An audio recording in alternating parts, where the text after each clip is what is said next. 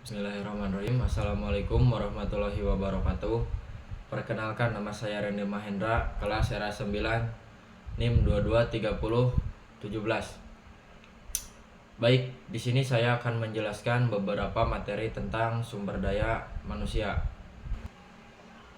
Adapun penjelasan dari konsep dasar manajemen adalah salah satu bidang dari manajemen umum, seperti manajemen keuangan, manajemen pemasaran, dan manajemen koperasi.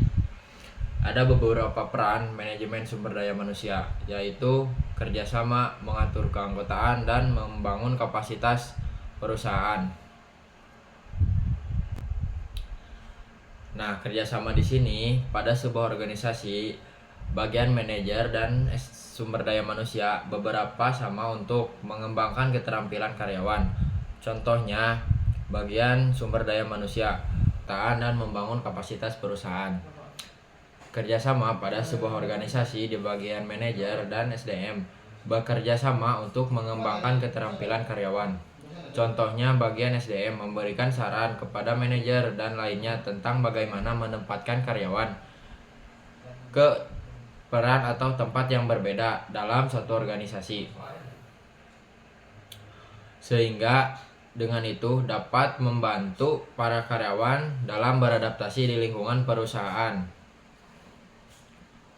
Kedua, yaitu mengatur keanggotaan. Mengatur keanggotaan adalah untuk menentukan kualitas sumber daya manusia dalam suatu pekerjaan. Keanggotaan dalam fungsi ini memiliki 3 kegiatan, yaitu perencanaan, penarikan, dan proses seleksi. Yang ketiga yaitu membangun kapasitas perusahaan. Membantu bisnis mengembangkan keunggulan kompetitif yang melibatkan pengembangan kapasitas perusahaan sehingga para karyawan dapat menawarkan dan memberikan layanan yang unik kepada pelanggannya. Nah, di sini ada analisis dan perencanaan pekerjaan. Adalah suatu prosedur untuk menentukan tanggung jawab dan persyaratan keterampilan yang dibutuhkan dari pekerjaan dan jenis orang yang harus dipekerjakan. Analisis pekerjaan ini dilakukan oleh organisasi atau perusahaan, khususnya dalam bagian manajemen sumber daya manusia, untuk mengukur dan mengidentifikasi kinerja karyawan dalam usaha mencapai tujuan suatu organisasi atau perusahaan dengan efektif. Baik, di sini ada perencanaan sumber daya manusia. Yang pertama yaitu analisis lingkungan internal dan eksternal. Yang kedua, penetapan tujuan dan strategi sumber daya manusia. Yang ketiga, mengembangkan rencana aksi. Yang ketiga, implementasi dan pemantauan. Yang kelima yaitu evaluasi.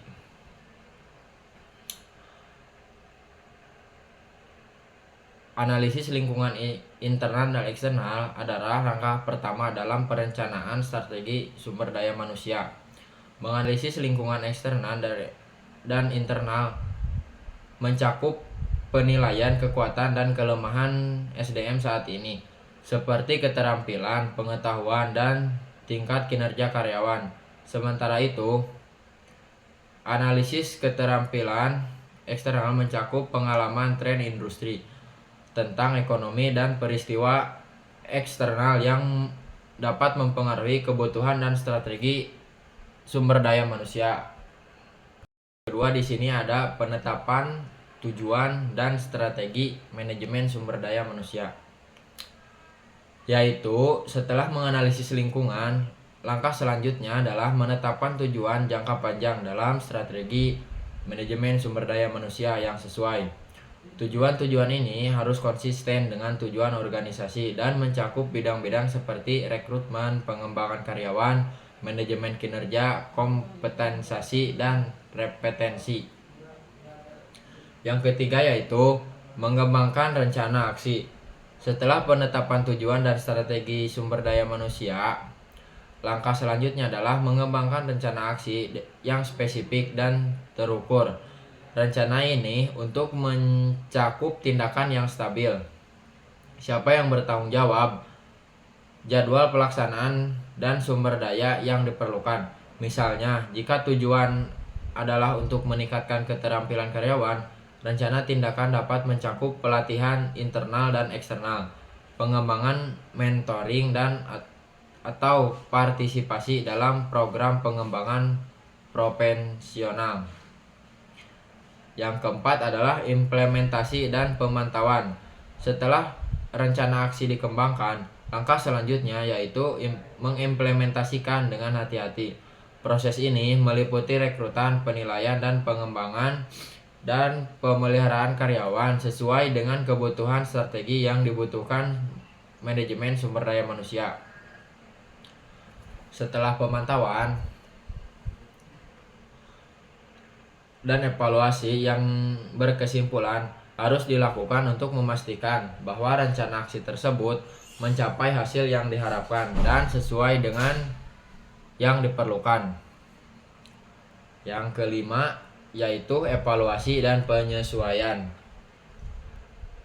Evaluasi ini dilakukan secara berkala. Hal ini termasuk kinerja dan dampak dari implementasi strategi berkala. Hal ini termasuk mengukur kinerja dan dampak dari implementasi strategi, membandingkan hasil dengan tujuan yang telah ditetapkan dan melakukan penyesuaian. Membandingkan hasil dengan tujuan yang telah ditetapkan, melakukan penyesuaian jika diperlukan. Evaluasi ini membantu untuk terus meningkatkan proses manajemen sumber daya manusia dan memastikan bahwa tujuan jangka referensi dan dapat dicapai.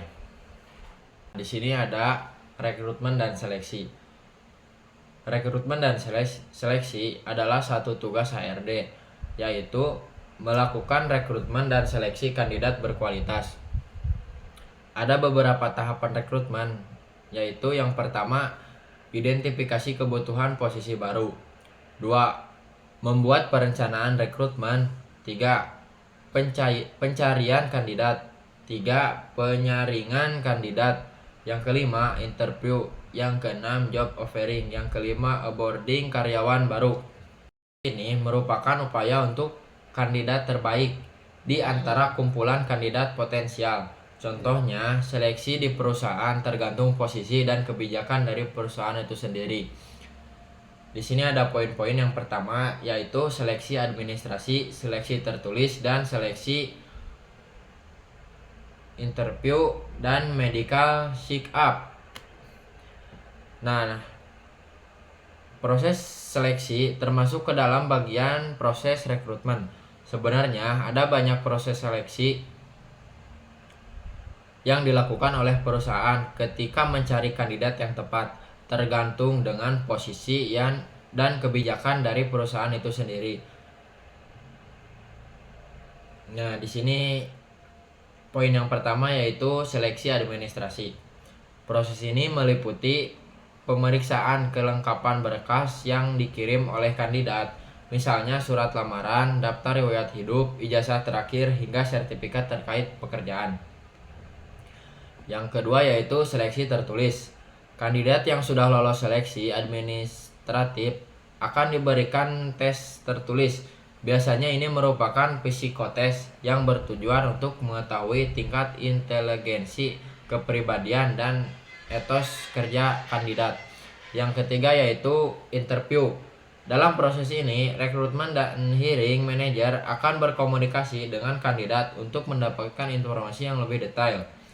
Yang keempat, yang terakhir yaitu medical check up. Proses medical check up akan mengetahui kandidat kesehatan karyawan, apakah mereka dapat bekerja sesuai tugas sehari-hari atau tidak. Nah, di sini ada penempatan dan pemberhentian karyawan. Penempatan adalah proses penugasan atau pengisian jabatan atau penugasan kembali pegawai pada tugas atau jabatan baru dan jabatan yang berbeda. Nah, di sini ada pemberhentian karyawan hendaknya berdasarkan peraturan perundang-undangan agar tidak ada menimbulkan masalah dan dilakukan dengan cara sebaik-baiknya, bagaimana pada saat mereka diterima sebagai karyawan. Membahas proses penempatan karyawan dan etika pemberhentian. Penempatan ini yaitu proses penugasan atau pengisian jabatan dan pegawai pada saat mereka diberikan jabatan yang berbeda. Penugasan ini dapat berupa penugasan pertama untuk pegawai baru direkrut, tetapi dapat juga melalui promosi, pengalihan, dan penurunan jabatan, atau bahkan memutuskan hubungan kerja. Terdapat 3 jenis dari penempatan kerja, yaitu mutasi, demosi, dan promosi. Selanjutnya yaitu ada pemberhentian karyawan. Pelaksanaan pemberhentian karyawan hendaknya berdasarkan peraturan dan undang-undang yang ada agar tidak menimbulkan masalah. Dengan demikian, hubungan antara perusahaan dan mantan karyawan tetap terjalin dengan baik. Akan tetapi, pada kenyataannya sering terjadi pemberhentian dengan pemecahan karena konflik yang tidak dapat diatasi. Nah, di sini ada pelatihan dan pengembangan sumber daya manusia, yang dimana pengembangan karir karyawan adalah sebuah proses yang meliputi kegiatan pegawai untuk membantu mereka merencanakan karir dan meningkatkan kemampuan yang di tempat bekerja, mengetahui potensi dari tiap karyawan, rotasi karyawan, dan mengadakan manajemen development program. Teman-teman, di sini ada materi yang terakhir, yaitu pengembangan karir. Proses mengidentifikasi potensi karir pegawai dan materi, serta penetapan secara tepat untuk mengembangkan potensi tersebut. Ada beberapa hal yang harus dilatih dalam mengembangkan karir, yaitu poin yang pertama, mendorong tim untuk nilai keahlian mereka. Yang kedua, mempromosikan pelatihan dan pengembangan. Yang ketiga, program bimbingan. Yang keempat, menawarkan pelatihan dan karir. Dan yang terakhir yaitu memberdayakan karyawan untuk membuat perencanaan pengembangan karir. Baik, mungkin hanya itu yang bisa saya sampaikan. Mohon maaf bila ada tutur kata yang tidak baik. Wabillahi taufiq hidayah. Wassalamualaikum warahmatullahi wabarakatuh.